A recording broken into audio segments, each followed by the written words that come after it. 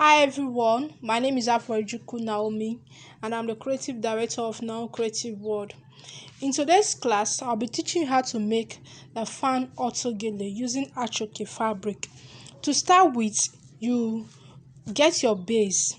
Depending on the base you want to use, I'm using a round pleated base for this. Then after, you then take your measuring tape and you measure and cut out your achoke. For the fan that we are going to pleat, I have 72 inches here. So the measurement for this is 72 inches long. Then when you are done cutting, you then take it from this edge, you fold 1, 2, and when you are done folding, you stitch it down so that this rough edge will be neat, and that is what I have here.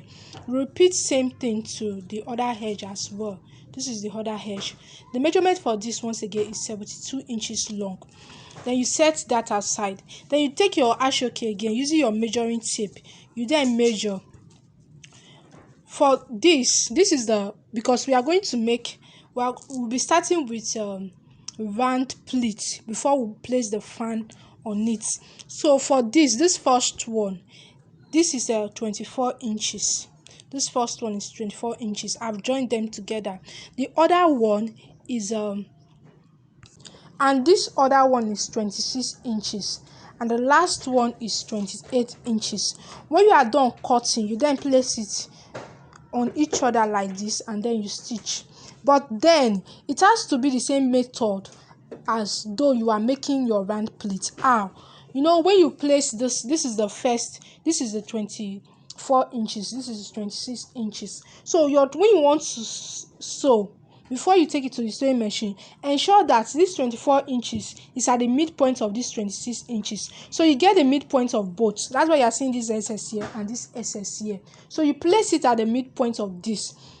If you have done your practical on round pleated autogele, what I'm saying will not be it. I think it will be easy for you to comprehend. This is it now. This is at the midpoint.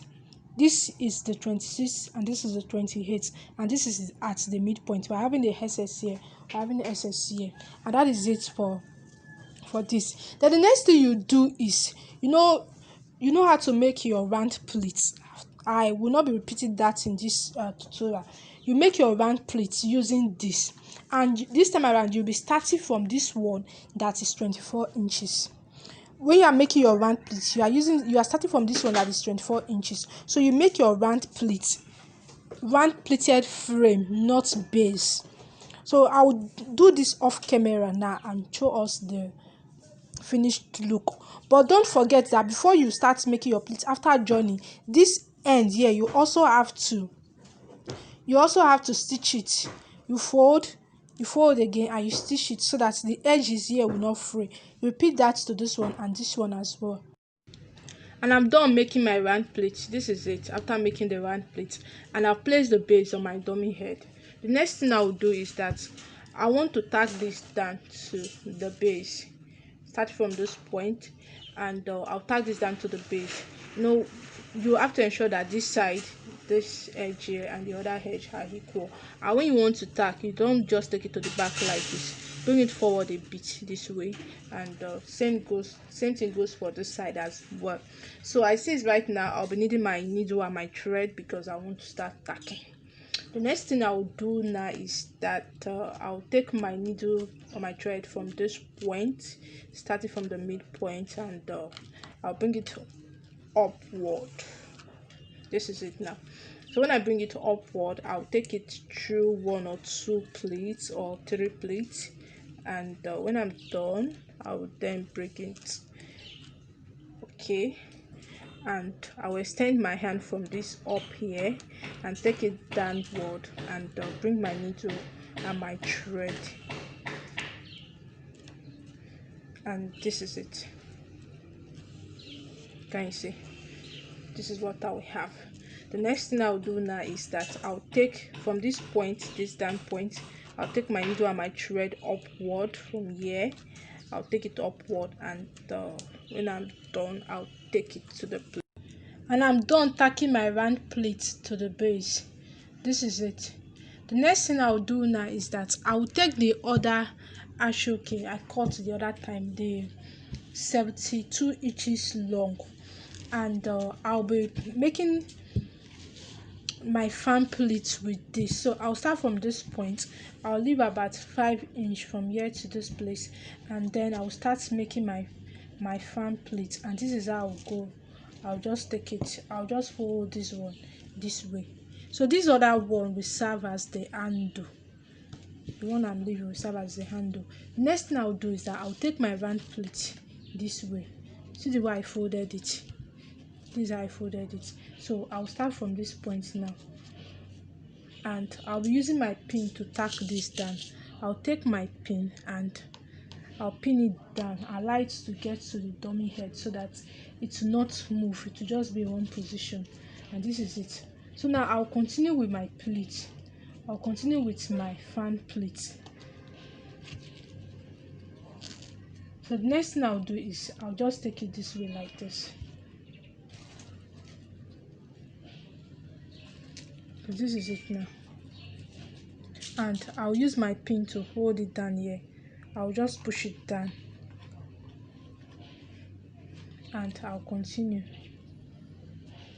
Can you see it?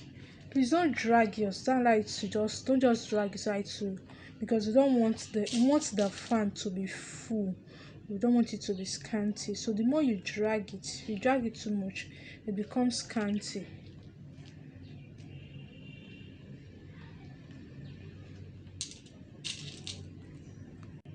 And I'll continue with my pleat this way like this. This is it, and I'll pin it down here.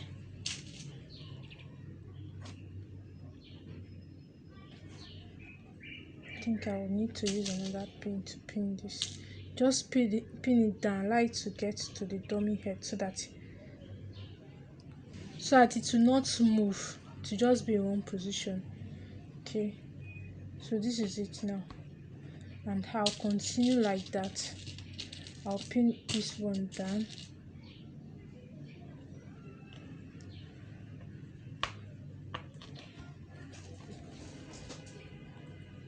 and this is it.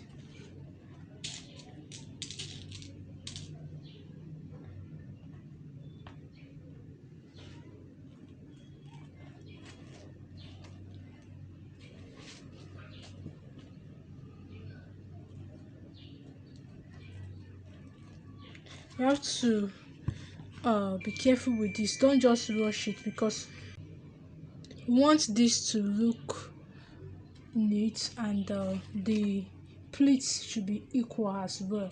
So it's not something you just rush. You just have to take it gently. You can see the way I just pushed that one back now, and I'll continue just like that. And this one will come here. I'll then use my pin to pin it down here.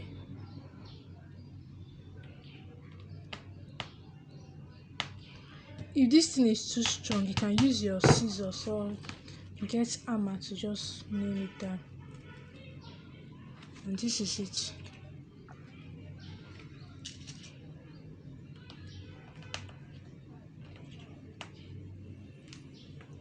Just use your pin to pin it, just that point where your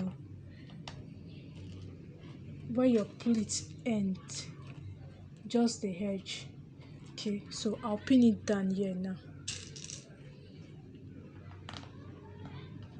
Okay, so this is what I've gotten so far. Can you see it? This is what I've gotten so far.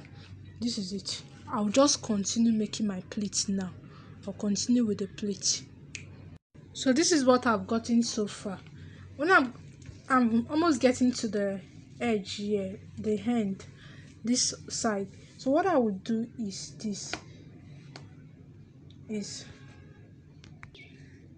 and I'll just take it. It's at this point now, I'll just drag it a bit. Don't drag it too much. You understand? Don't drag it too much. When I mean drag, I'll just you can see my hands this way. Just drag it a bit, because we don't want this. We just want it to come down like this. We don't want it to stand too much as it is at the midpoint. So you just continue like that, but not too much. It's when you progress, when you continue, you keep dragging like that. Okay, so this is it now. I'll just drag it down.